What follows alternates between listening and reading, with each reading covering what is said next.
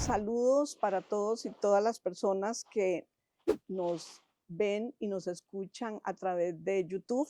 Hoy voy a tener el honor de ser moderadora de un conversatorio. Yo soy Flori Corrales Segura y para mí es un grato honor y un privilegio moderar y compartir esta actividad del Instituto Ágora Siglo XXI. El Instituto Ágora Siglo XXI de Pensamiento y Formación Política es una organización formada por ciudadanos de todos los tendencias, edades, que contribuye con espacios para la reflexión del quehacer político y desea en esta oportunidad estimular opiniones especializadas sobre el proceso electoral. Este es justamente el motivo de conversación que tenemos el día de hoy con dos prominentes analistas políticos, el doctor Francisco Barahona y el ingeniero Clinton Crucian, ambos miembros distinguidos de nuestro Instituto Ágora Siglo XXI. Me permito saludar y presentar al doctor Francisco Barahona,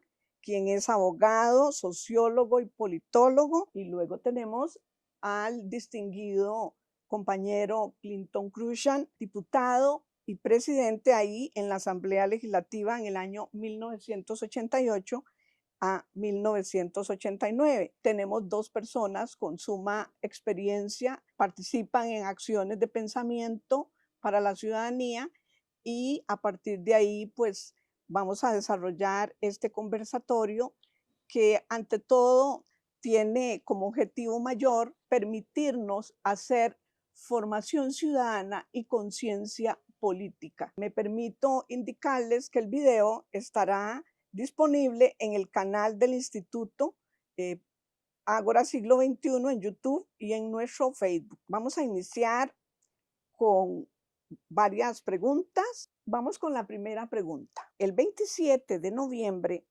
del año 2024, el semanario Universidad publicó los resultados de una encuesta de la CIEP que revela que la mayoría de los costarricenses sienten preocupación por las elecciones del año 2026.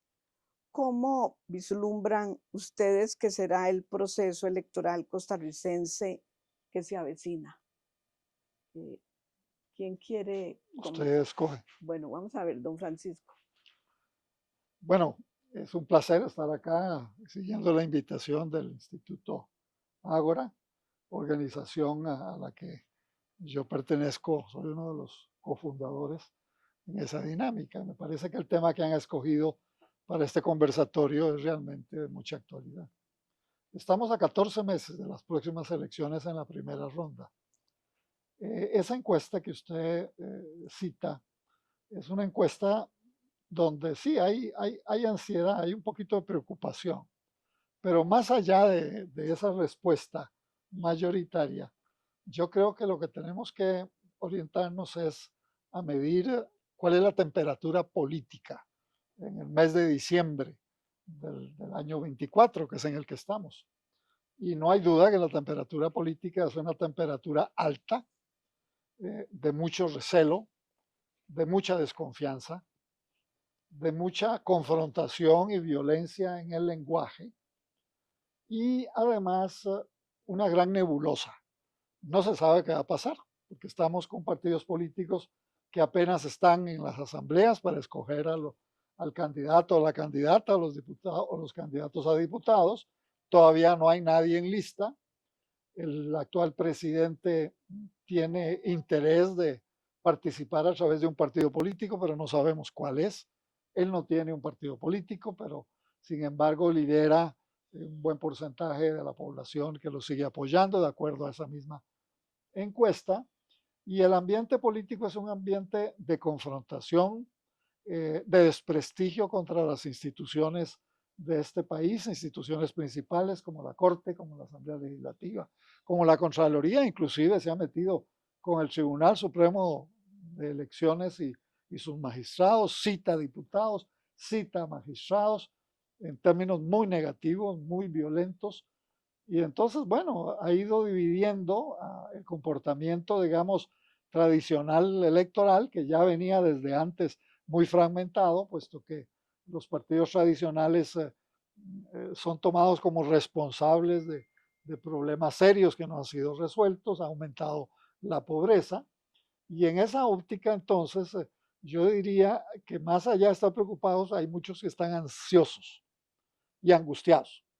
Y además están bravos, están molestos, están arrechos con los partidos tradicionales, muchos con el actual presidente, con el actual gabinete, por los avatares y las contradicciones y las mentiras que se han producido. Y ese ambiente probablemente va a continuar en los próximos meses y cuando tengamos de aquí a unos 6 meses claridad cuáles son los candidatos o candidatas, cuáles son los partidos que finalmente el tribunal aceptó para participar en las próximas elecciones, porque tengo entendido que hay 5 o 6 partidos que están en proceso de inscripción que no los van a aceptar, no van a poder reunir. Es medio engorroso escribir un partido político aquí en Costa Rica de parte del Tribunal Electoral. Entonces podríamos tener un panorama ya con personas puestas en la lista, digamos, del timón de los electores, pues podríamos ser un poquito más de fondo en estos análisis. Así que yo espero que nos convoquen para esa época también para continuar en este análisis. Muy bien, don Francisco. Ahora continúa compañero Clinton. Bueno, muchísimas gracias. También a mí me da mucho gusto que me hayan invitado a participar en este conversatorio que tiene una serie de temas que me parece que son fundamentales para el país. Y precisamente en estos días, a partir justamente de octubre, yo comencé a escribir una serie de artículos, un artículo dividido en 4 partes, sobre el tema de los grandes retos y desafíos de Costa Rica en el siglo XXI y el perfil que deberá reunir el presidente para el año 2026, justamente por la tremenda complejidad en que se encuentra el país, además de que la verdad es que con una serie de aspectos que se han dado, como la polarización que se está dando aceleradamente entre la población, y la verdad es que la situación se torna muy difícil. Sin embargo, me llama la atención que posiblemente haya alrededor de más de 30 partidos aproximadamente. La vez pasada fueron 25, probablemente sean más de 30, estaban 30, 35, que es una cosa no solo extraña, sino para un país relevante como Costa Rica, a mí me parece una barbaridad.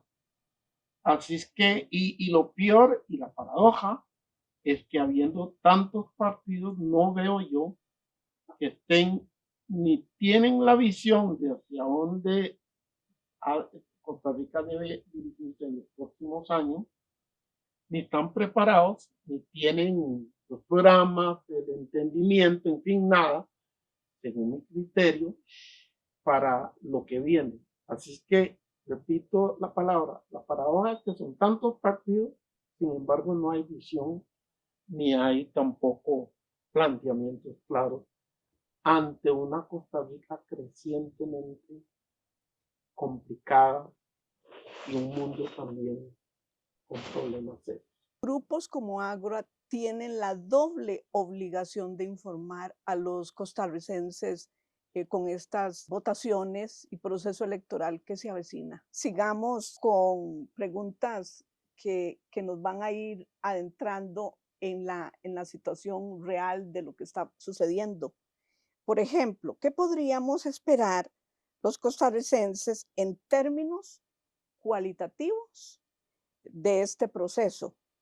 Se observan desde ya tendencias de liderazgos y partidos que se consolidarán en el proceso, o aún es muy temprano para identificar sus viabilidades. ¿Qué opinan ustedes, don Francisco? Tenemos que irnos un poquito para atrás. No es solo identificar estos 3 años de este presidente. ¿Por qué? Porque el desprestigio de los partidos políticos viene desde atrás. Prueba fehaciente es que Liberación Nacional no ganó las últimas 3 elecciones y el PAC desapareció porque no logró elegir en el último proceso electoral ni siquiera un diputado o una diputada. Entonces ese desprestigio viene de atrás y no se le puede echar como responsabilidad al actual presidente. El presidente justamente es una respuesta que buscó el elector en las últimas elecciones, porque él se presentó en primer lugar como un outsider, una persona que por haber vivido fuera de Costa Rica muchos años, 34, 35 años, no era parte de esa especie de tamal de intereses que significaban los partidos tradicionales. Y entonces se necesitaba un nuevo liderazgo. Entonces él logró encauzar buena parte de esa protesta contra los partidos tradicionales, se encaramó en esa ola y quedó electo. Pero además, otro factor importante para su gane es que el candidato que finalmente participó en la segunda ronda era un mal candidato, era un pésimo candidato. Y entonces mucha gente que no quiso votar por ese candidato del Partido de Liberación Nacional terminó en plan de protesta votando por el presidente. ¿Por qué me voy atrás? Porque lo que tenemos hoy es la continuidad de ese proceso de descomposición política general, de identificación de que muchos de estos partidos por muchos años lo que hicieron fue gobernar para su club de amigos. Se enriquecieron, lo nombraban en una institución, pasaban a la Asamblea Legislativa, presidente municipal igual pasaba a ser candidato a la presidencia, iban turnando puestos en forma, yo diría, descarada. Y además, los partidos tradicionales se volvieron neoliberales en su planteamiento económico. Eso significa que este desprestigio no es solo de liderazgos o de tema de corrupción, sino que en el fondo esos partidos traicionaron a sus propias ideologías. Estoy hablando del PAC, estoy hablando de Liberación Nacional y estoy hablando del Partido Unidad Social Cristiana. ¿Por qué? Porque los tres se hicieron neoliberales y entonces empezaron a borrar muchas de las conquistas que desde la década del 40 y avanzado por la revolución del 48 y nuestra nueva constitución del 49, ya 75 años de cumplidos, bueno, esperaban que esos avances que se hicieron en la década del 40, 50, que llegaron hasta la década del 70 y que entraron en crisis en la década del 80, bueno, ese modelo, esa orientación que tenía el país basado en fortalecer la educación, la salud, la vivienda, un modelo de desarrollo humanista integrado, dejó de ser una realidad y empezaron a bombardearlo y lo que tuvimos fue de parte de todos esos partidos un modelo neoliberal. Eso nadie se dio cuenta de que el actual presidente era también un neoliberal, o si no se dio cuenta, se hicieron los majes, se hicieron los tontos, porque se debieron haber dado cuenta. Era un hombre que venía de trabajar con el Banco Mundial durante decenas de años y que tenía ese modelo económico neoliberal, yo diría, en sus genes, durante 37 años, 35 años. Entonces lo que tenemos son 3 años de un gobierno que ha seguido en la misma lógica privatizadora, reduciendo el Estado, reduciendo la inversión social, preocupado por pagar la deuda externa y nos presentan números superficiales que no representan la realidad de cómo vive el país, cómo se ha ido empobreciendo, cómo se ha ido polarizando, cómo a final de cuentas la gente en lugar de ver que le alcanza más el sueldo, ahora con el tema de que el dólar está en 500 colones, entonces todo es mucho más caro, no alcanza y varias de las acciones que el gobierno del presente ha tomado van en esa dirección y además favoreciendo a grupos puntuales que lo apoyaron en la campaña, grupos económicamente poderosos. Entonces, si esa es la lógica, digamos, de interpretación de lo que estamos viendo, se nos viene encima.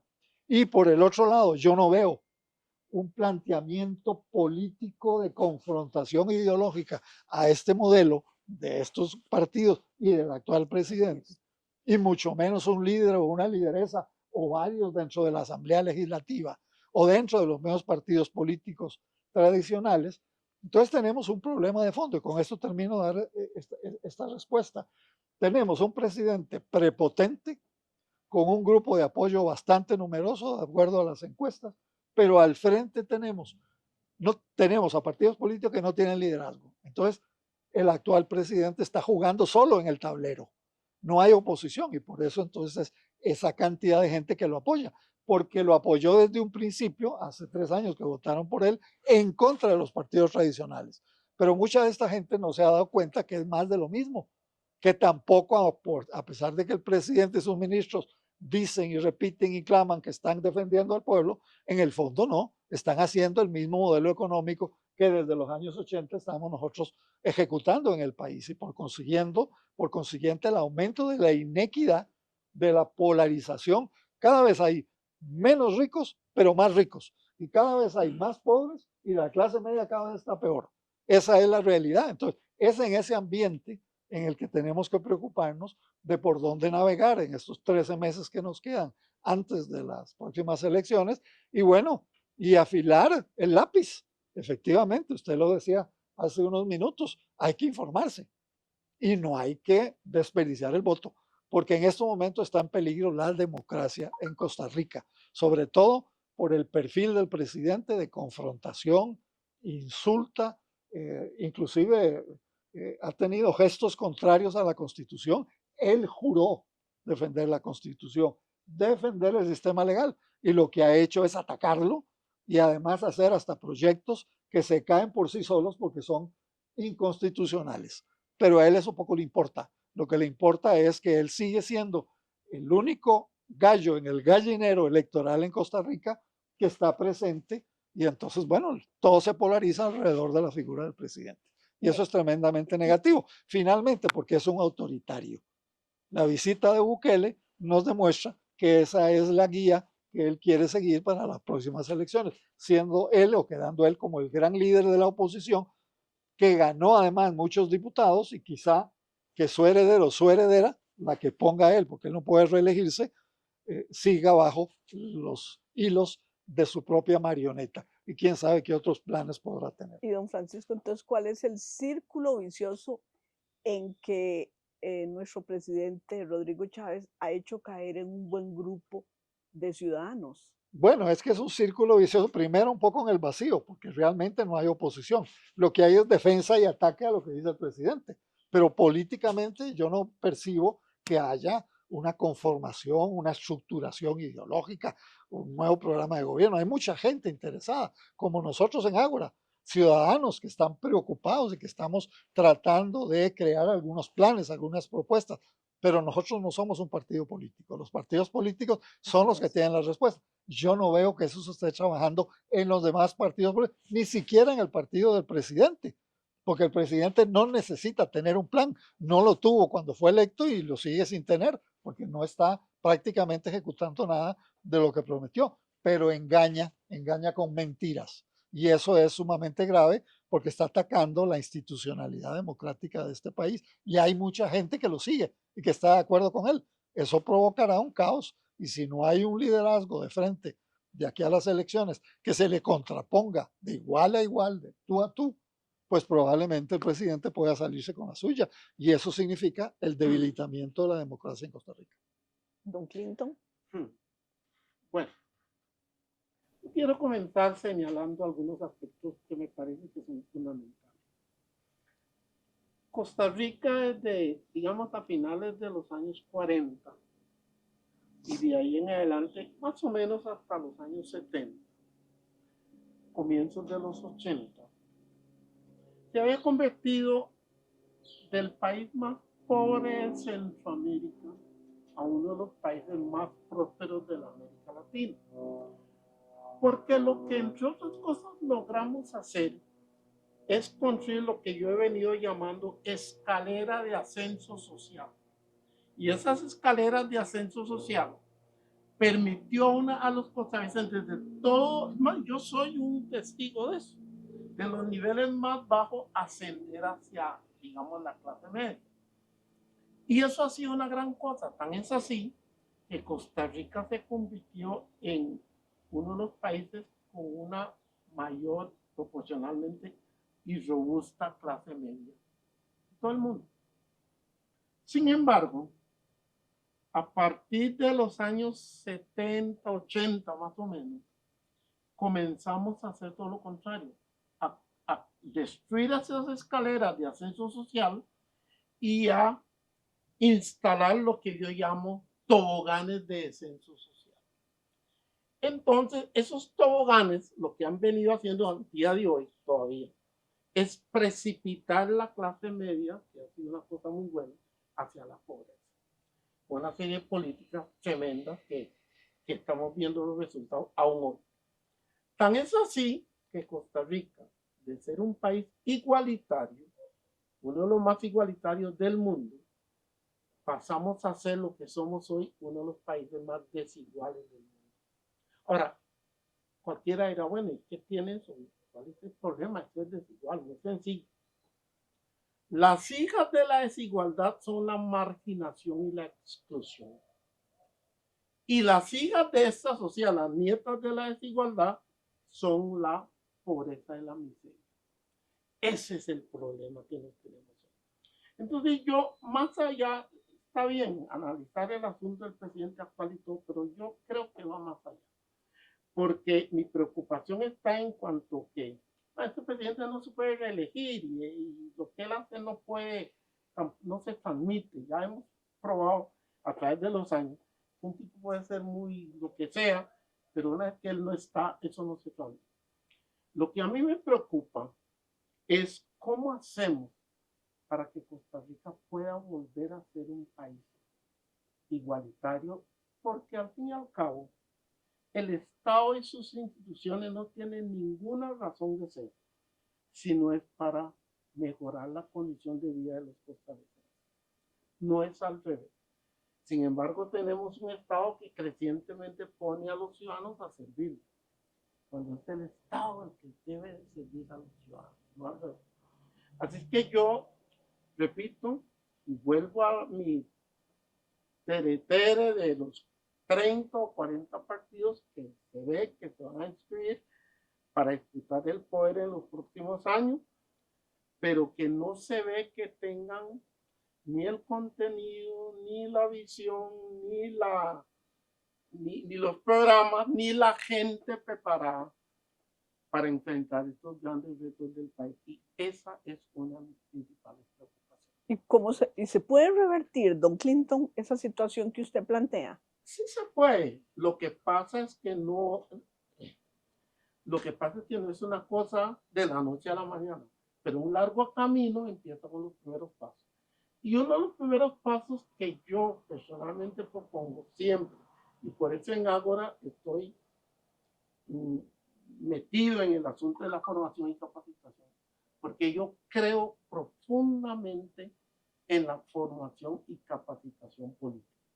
Vean, por ejemplo, ahora que usted me hizo esa pregunta, es curioso que cuando nosotros, cualquiera de nosotros, queremos contratar un profesional, un médico, un ingeniero, un abogado, lo que fuera, tratamos de contratar el más capaz y el más preparado dentro de las posibilidades económicas para pagarle sus servicios.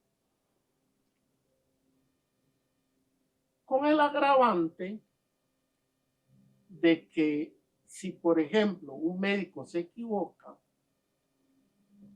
se muere un paciente nada más. Sin embargo, llamo la atención respecto a que para gobernarnos, escogemos a cualquiera. No exigimos prácticamente nada. Aquí viene la palabra realmente. Con el agravante de que si el gobernante falla, discúlpeme la expresión, nos jodemos todos. Entonces es una paradoja, y lo he venido planteando inclusive en el Tribunal Supremo de Elecciones, con la presidenta del tribunal, de cómo es posible esta proliferación como abejones de mayo, de decenas y decenas de partidos políticos diciéndole a los ciudadanos, tenemos la mejor gente, los mejores programas, tenemos, y no tienen nada. Eso es un engaño al cual el pueblo costarricense no tiene, realmente no se lo merece. Entonces yo creo que sí se puede pero tenemos que enderezar todo. Yo quiero intervenir muy de acuerdo en lo que ha dicho Clinton. Sin embargo, Clinton, los 30 los 35 partidos políticos que van a participar en las próximas elecciones, lo hacen esencialmente por dos razones. Porque hay ciudadanos, digamos, la parte positiva, constructiva, que no creyendo en los partidos tradicionales dicen, bueno, yo puedo, y lo hacen de buena manera, de buena fe, organizar un partido político para ofrecer una alternativa y que se consideran ellos gente limpia, gente honrada. Pero hay otros que lo hacen por business, por negocio, porque la política se ha convertido en un negocio. Y entonces ahí es donde uno no puede distinguir quién es quién, y mucho menos el elector, y mucho menos si no hay requisitos de ninguna naturaleza, en lo que yo estoy de acuerdo. Pero mientras las leyes electorales sigan como están, estamos hablando de las próximas elecciones, eso no se va a presentar. O sea, a mí no me interesaría que de pronto surja otro gran mentiroso al frente del presidente y que se metan en un pleito de mentiras, como pasó en las recientes elecciones de los Estados Unidos y ganó Trump. Y allá el pueblo de Costa Rica, en ese marco de juego, a quien elige. Yo no quisiera que eso suceda. Lo que yo veo es que ni siquiera vamos a tener a otro mentiroso de la estatura del presidente. Yo no lo veo así, aunque te entiendo. A mí me parece que el problema central de todo esto, mentiroso, no, dicen que... ¿Cómo mentiroso, mentiroso? No, claro, eso es que mentiroso. mentiroso, no, esa no es la cuestión. La verdad es que la mayoría de los que están en eso son mentirosos, porque le dicen al país, tengo las mejores, no tienen nada. El problema central es que no se preparan y no hay forma de que puedan cumplir nada de lo que están diciendo, pero son todos mentirosos. Y eso me lleva a que se debería de exigir preparación y formación política. Eso se tiene que exigir, porque la gente se mete en esto por razones personales. La mayoría de los partidos son personales, que no tienen nada. Eso no puede ser. Es más, mucha gente cree que eso es más democracia. Eso es entender la democracia mal entendida. Y continuando el enlace a la pregunta número 3, ¿cuáles consideran ustedes que son los elementos centrales que la ciudadanía debería privilegiar para definir los apoyos a los liderazgos que estarán en juego en este proceso que tenemos casi a la vuelta de la esquina? Mire, yo le diría que hay 2 o 3 elementos sustanciales que la ciudadanía debería tomar en cuenta. Uno, que Costa Rica en el proceso histórico que ha tenido y que ha sido muy beneficioso para su población, debe continuar por esa ruta, no por los últimos 20 años de aplicación neoliberal de esquemas de ahorro, de una inversión social, etcétera, de robadera y de corrupción, sino toda la parte positiva y que el país debería enrumbarse de nuevo, rieles de progreso, rieles de solidaridad, rieles de igualdad, rieles de libertad. De alguna manera, digamos, defender la constitución actual, aunque hay que reformar varios elementos. Ahí tiene usted un eje principal. Un segundo eje, me parece importante, es que la gente se forme opinión a partir de las verdades y no de las mentiras. ¿Por qué? Porque, bueno, así como la ciencia hay que hacerle caso cuando llega a través de sus experimentos a comprobar fácticamente y de forma repetida que un hecho es científico porque vuelve a suceder, bueno, la gente debería afinar, digamos, su intuición, su inteligencia, buscar información y orientarse dentro de ese mundo de imperfección que tenemos lo mejor posible, la persona más honrada, la persona más inteligente, más preparada, más capaz, que vamos a ver si aparece. Yo lo dudo, pero vamos a ver si aparece. Ojalá. Y el tercer elemento que a mí me parece importante es que la gente participe en esos procesos. O sea, que no solo le delegue la responsabilidad de lo que hay que hacer a la persona que elegimos cada mes de febrero o en segunda ronda en cada mes de abril, sino que hay que tener participación. Nuestra constitución política dice que nuestro régimen es democrático y participativo. Pero en Costa Rica la ciudadanía no solo no está acostumbrada, sino que está preparada para no ser participativo, para no ser crítico, producto de la misma educación que hemos tenido en los últimos 50, 60 años. Entonces, ahí tiene usted tres ejes que podían orientar a la gente. Pero si eso no se encarna en un partido político o en un liderazgo concreto, la gente no va a poder tener orientación. Ese es el gran problema que tenemos. Y los ataques constantes a la Constitución actual, al sistema de garantías sociales y de libertades que tenemos, pueden hacer mella. Y entonces le pueden dar una gran cantidad de fuerza política a un gobierno que lo que quiera es quitarnos, digamos, de que dejemos y abandonemos a la Corte Interamericana de Derechos Humanos, como lo vimos ayer o hace unos pocos días en la Asamblea Legislativa, o eliminar y construir un nuevo ejército en Costa Rica, porque eso es lo que también está discutiéndose en este momento. Entonces, esos son problemas de fondo que a final de cuentas son solo personas las que van a definir. No es un partido político, es las personas que nosotros elegimos y que les damos el poder para que cambien, pero con presión, con participación constante de la ciudadanía, no con dejar hacer lo que le dé la gana a las personas que nosotros terminamos escogiendo. ¿Y qué considera usted que es pertinente en este asunto, don Clinton? Bueno, primero, yo lo que creo que necesitamos es el pueblo de Costa Rica, pese a lo que nosotros decimos, no es tan culto políticamente como muchos creen.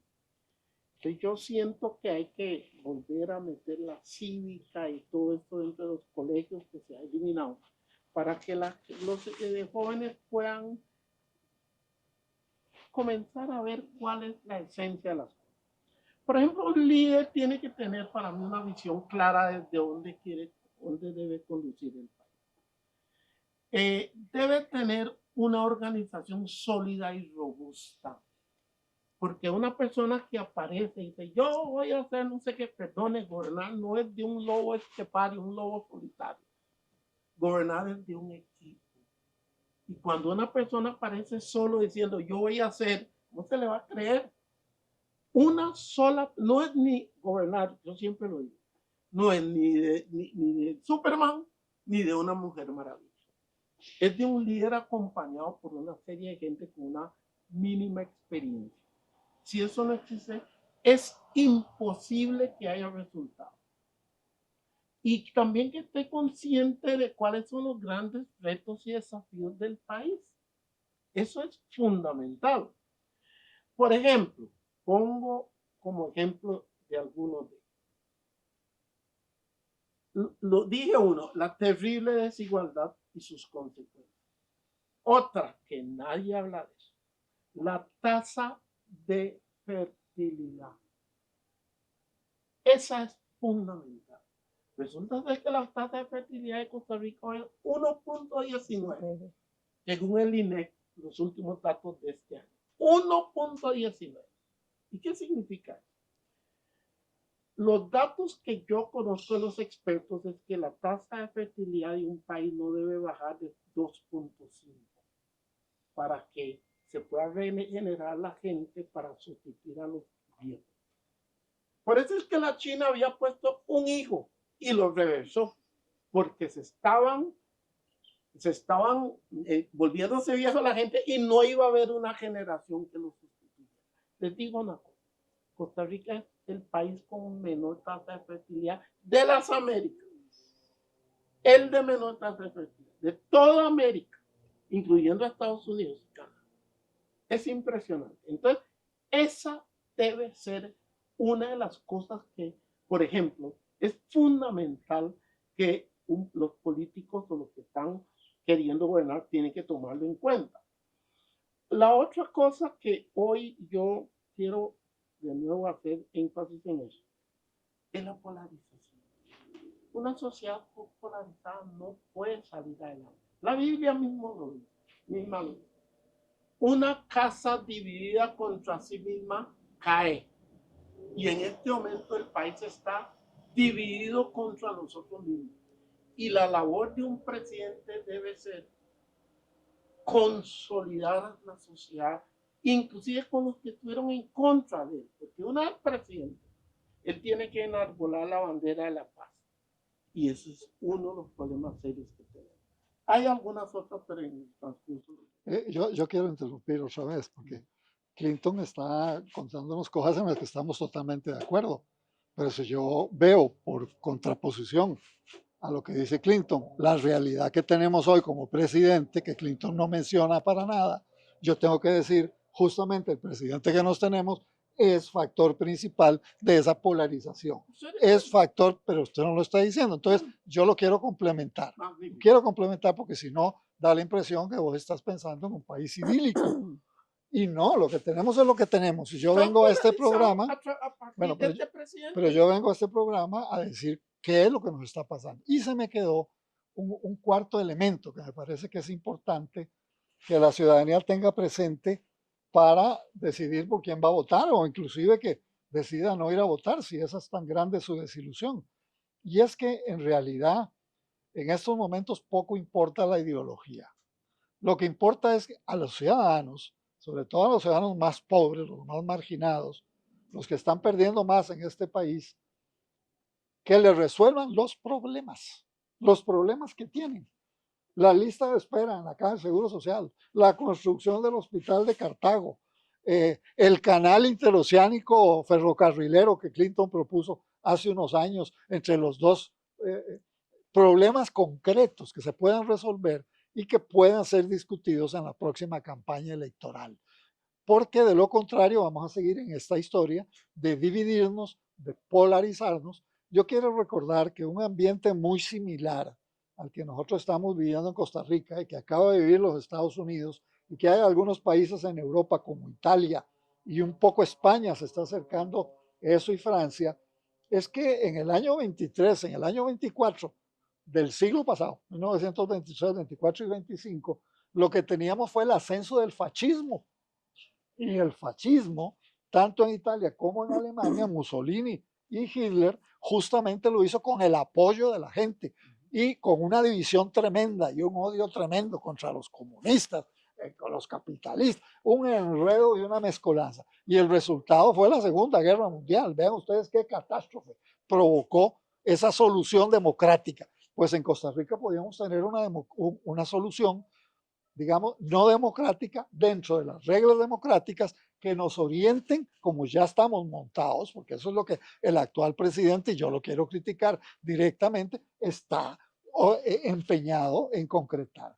Que deje de privar la democracia, que se limiten las libertades en Costa Rica, que lo dejen hacer lo que le dé la gana como un autócrata, y eso significa hacer todo lo contrario a lo que hemos hecho en los últimos, yo no diría 70 o 75 años de nuestra constitución. No, desde el Pacto de la Concordia, que era que, bueno, tuvimos una guerra ya en Ochomogo, y tuvimos la guerra del 48, y tuvimos una serie de dictaduras, pero en el fondo es no dividirnos y encontrar elementos comunes. Pero lo que estamos viviendo no es eso, ese es el deber ser, en el que estoy plenamente de acuerdo con lo que vos estás diciendo, pero no es lo que yo veo. Y entonces ahí mi alarma y mi preocupación. Y bueno, si miramos en el horizonte, podríamos ver una clásica fragmentación que tenemos de competidores para la presidencia de la República que, que se nos viene pronto. ¿Ustedes creen que habrá polarización en el proceso 2026? O sea, estamos hablando de que en este momento la sociedad costarricense está polarizada, envuelta en un colocho, ¿verdad? Entre verdades y mentiras y verdades a medias. Pero ¿creen ustedes que tendremos una polarización de qué tipo para el proceso 2026? Mire, lo que tenemos ya nos da un indicio de lo que vamos a tener de aquí a 13 meses, es más menos, porque la campaña comienza 5 meses, 6 meses antes. De aquí a 8 o 9 meses, esa polarización se va a confrontar, porque eso es lo que nos brinda el actual presidente y su equipo. Una polarización, una confrontación, un desprestigio, una mala crianza, una falta de respeto. Todo eso nos está dividiendo y ese es el universo que tenemos. Yo no creo que eso vaya a cambiar. Lo importante es que al frente se le opongan uno o varios candidatos o candidatas que puedan neutralizar eso y que nos enrumben y nos ofrezcan un programa de acción para fortalecer nuestra democracia, no para eliminarla o frenarla o recortarla. Y las próximas elecciones van a andar por ahí. Pero yo hasta dudo que puedan surgir esos líderes. Y entonces la polarización va a ser casi anárquica.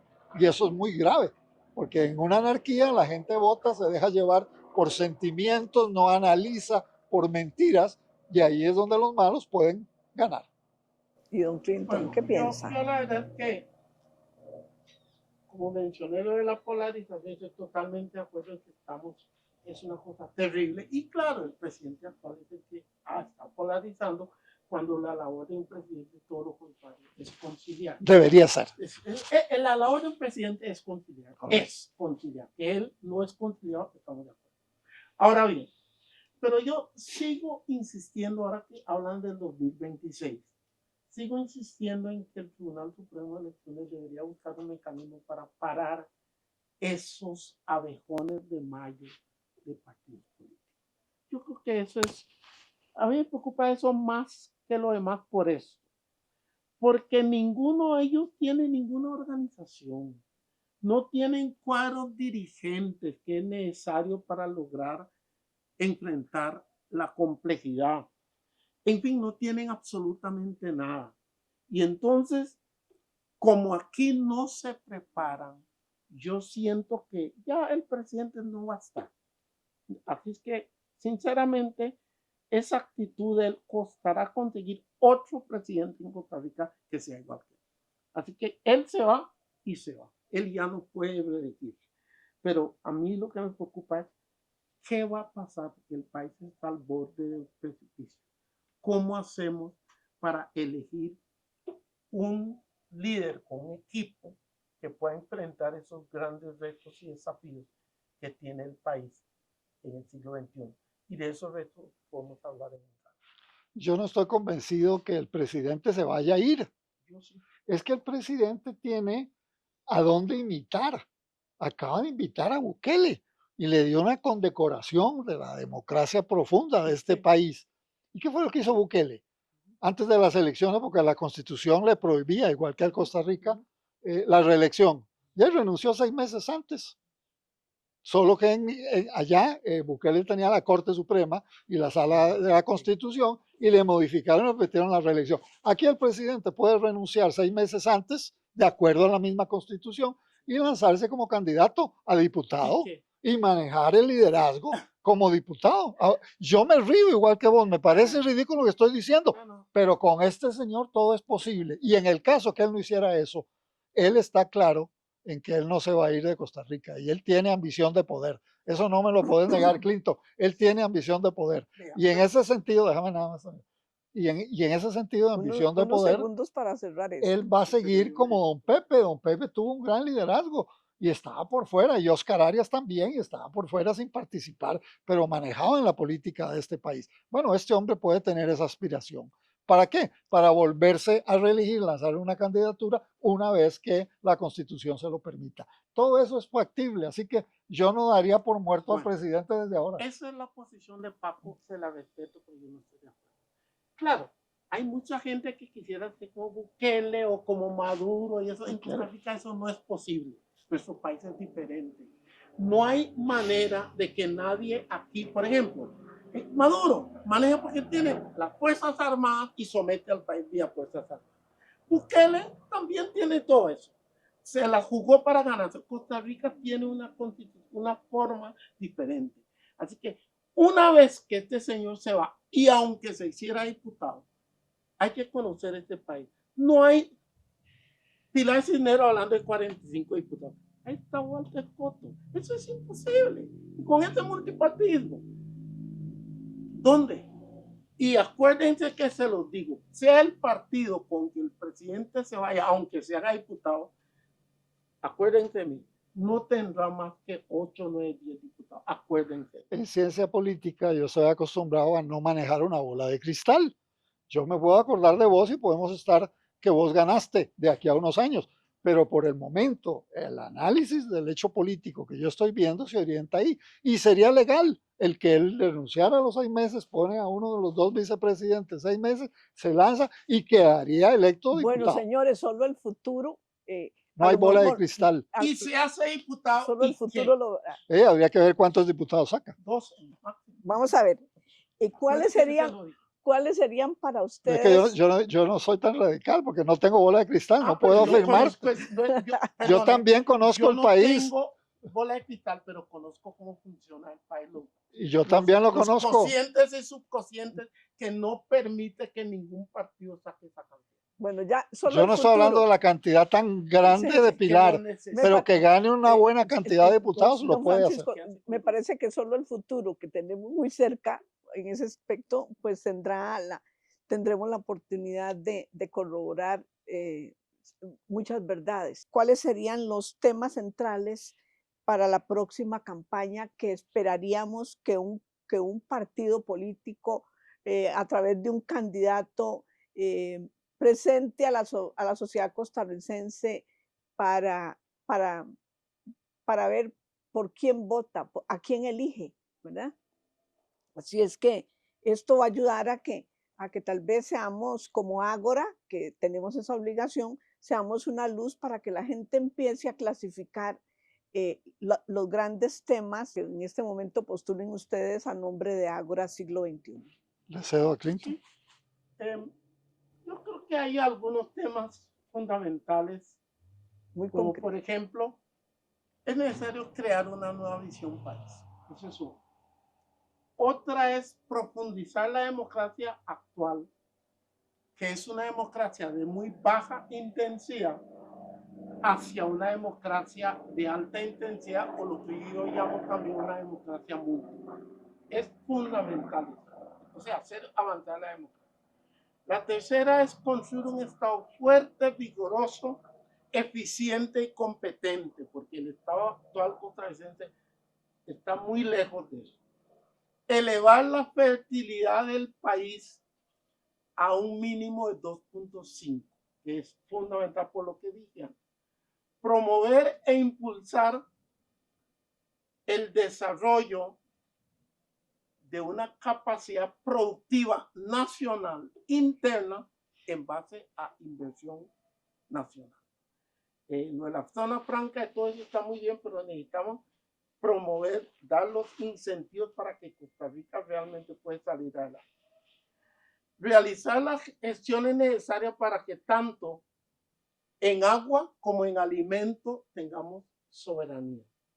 Yo soy muy preocupado por el problema del agua del mundo y por supuesto de Costa Rica. Tenemos supuestamente mucha agua, pero cuidado.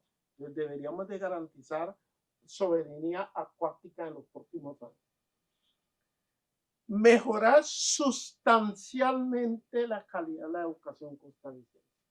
Yo me quedaría con esas 7 cosas, hay un poco más, pero esas deben para mí ser temas fundamentales si pretendemos que Costa Rica vuelva a tomar el camino que tanto otros países y nosotros mismos hemos admirado y que en los últimos años nos hemos desviado. Don Francisco. Bueno, para mí el principal problema es la redistribución de la riqueza en Costa Rica. Y eso significa mejorar la condición de los sectores más disminuidos económicamente y con menores oportunidades de ascenso social. Y bueno, eso tiene varias orientaciones para lograr reducir la pobreza. Una de ellas ya la mencionó Clinton, que es mejorar el tema de la educación. Mejorarlo. Estamos en un mundo ya de inteligencia artificial, en un mundo donde, digamos, la mano de obra tradicional, histórica, va a ser o está siendo ya sustituida por robots. Entonces la educación es fundamental, pero no cualquier educación. Educación en idiomas, educación en informática, educación en matemáticas, ciencia y tecnología, para darle oportunidad y ahí que las universidades cada vez ingresen más gente de sectores populares. Pero si no se mejora, digamos, la inversión social, si en lugar de quitar 27,000 becas, como lo acaba de hacer este gobierno el año pasado, no aumentamos y duplicamos y ayudamos a la gente pobre, a las juventudes pobres, que puedan por lo menos sacar bachillerato, es que la deserción en secundaria y la gente graduada que va en secundaria son menos del 40% de todos los que se matriculan en primer año. Entonces, ese es un problema que no se resuelve, yo diría, con costos en una generación. No es un programa de gobierno, no es solo un candidato que lo diga. Todo el tema ecológico, o sea, rescatar el tema ecológico en Costa Rica. El cambio climático es algo fundamental que este gobierno le está dando la espalda. Eh, y ahí creo que hay un elemento muy constructivo porque la gente en Costa Rica tiene una conciencia ecológica que se puede ampliar, se puede multiplicar. Otro tema fundamental en esta lógica es la lucha de los derechos de la igualdad con las mujeres y los hombres. A mí me parece que estamos en tiempos donde eso se ha reducido, como que se le ha puesto un freno, a pesar de que vean ustedes lo paradójico. En la Asamblea hay casi igual número de mujeres y de hombres, un Así poquito es. más, pero hay un equilibrio. Pero resulta que en la realidad las mujeres siguen ganando menos. En la realidad las mujeres son las jefas de hogar, las que encabezan los niveles de pobreza en las encuestas. En la realidad estamos retrocediendo a los derechos que en los últimos 20 años se le dieron a las mujeres. Eso es algo muy, muy, muy delicado y ahí hay que fortalecerlo. Ahí tenemos ya 4 Eh, temas. el enfoque, perdón, el enfoque STEAM, ¿verdad? Que es el que ayuda a que hombres y mujeres se crucen el camino hacia las carreras que dan empleabilidad, hacia las áreas de las ingenierías, y eso ha perjudicado el acceso a mujeres y ahí está la incidencia de la educación que no prepara para el mundo matemático, para la interpretación lógica matemática y ahí tenemos una grave consecuencia en el equilibrio de la igualdad de derechos y condiciones de las futuras generaciones. A ver, Nada más para terminar con 2 ejes. Sí, no, no, Vos mencionaste 7, déjame yo mencionar también los 7, por favor, Clinton. ya El casi. tema, el eje de los derechos humanos es fundamental. La construcción del presente y del futuro de Costa Rica es sobre los derechos humanos y no la reducción de esos derechos como lo pretenden grupos de extrema derecha. No solo en el tema de la mujer, también en el tema de otro tipo de minorías sexuales, en el tema de las minorías raciales, etcétera. Allá hay un trabajo enorme por hacer que debería ser todo esto parte de una discusión en un proceso de elecciones. Claro que yo estoy seguro que muchas de estas cosas que estamos aquí comentando, Clinton y yo, no van a ser tema principal de la próxima campaña electoral. Y finalmente el tema internacional. Costa Rica es muy chiquitico y estamos influenciados por lo que pasa en el mundo. Y ahí tenemos nosotros que tener una conexión entre cualquier gobierno que se elija es su práctica real en función de lo que está pasando en el planeta y estar muy atentos, muy vigilantes a esos cambios para poder adaptar en política y no seguir retrocediendo como lo hemos venido haciendo en los últimos años. yo quería nada más agregarle a eso lo siguiente. Miren, en realidad nosotros hemos demostrado que con educación podemos resolver muchas cosas. El tema de las mujeres, usted menciona ahí que, por supuesto que a mí me interesa porque las personas más importantes toda mi vida en mí han sido las mujeres. Mi madre, mis hermanas, mi señora, mi hija, etcétera, han sido siempre las mujeres. Pero yo me di cuenta que, por ejemplo, cuando yo era joven, los abogados y los médicos eran hombres. Sin embargo, comenzamos en la Universidad de Costa Rica a capacitar a las mujeres. ¿Quién discute hoy la capacidad de una médica o de un abogado? Nadie.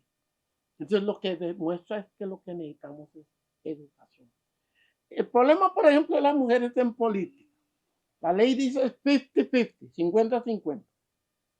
Pero al ser la política una actividad típicamente hombre que ha sido así, entonces, y no capacitamos a las mujeres y ponemos 50-50, la gente, no sirven, no, ¿cómo que no sirven? Falta es capacitación. Entonces, para mí eso es fundamental. Eso me lleva a lo siguiente. Creo que tenemos un gran reto de reestructurar y repensar la educación costarricense. Si nosotros logramos repensarlo, porque no nos olvidemos que la educación es el primer eje para el desarrollo de cualquier sociedad. Y creo que en eso, a pesar de que gastamos un porcentaje tan alto en educación, Costa Rica está debiendo en la calidad de educación. Aunque cada vez se gasta menos en Sí, educación, aunque se sigue invierte siendo menos mucho. en educación. Sigue siendo mucho. Un dato. Era 7 puntos y pico, ahora está en 5 en este gobierno. 4.6. Ok. Pero en Japón es 4.3, en Estados Unidos 4.2, en Alemania. Lo que quiero decir es que sigue siendo mucho, Sí, claro. para ser tan de mala calidad. Sí, Vamos a ir cerrando, si compañeros. nos comparamos con Centroamérica hay mucho, pero no con nuestra propia realidad. Vamos a ir cerrando y un tema de preocupación de la ciudadanía hoy y que nos está maltratando emocionalmente a la mayoría de los costarricenses es la inseguridad, y me parece que algo tiene que hacer el país en las futuras gobernabilidades que se aproximan, pero es importante desarrollar una cultura de paz en la sociedad costarricense. Y voy a cerrar diciendo que esto solo se logra a través de educación desde edades tempranas. Así es que ha sido un honor, compañeros, y un placer haber estado en este conversatorio con ustedes. Y para Ágora, estos son los desafíos de educación no formal para la ciudadanía costarricense. Muchas gracias.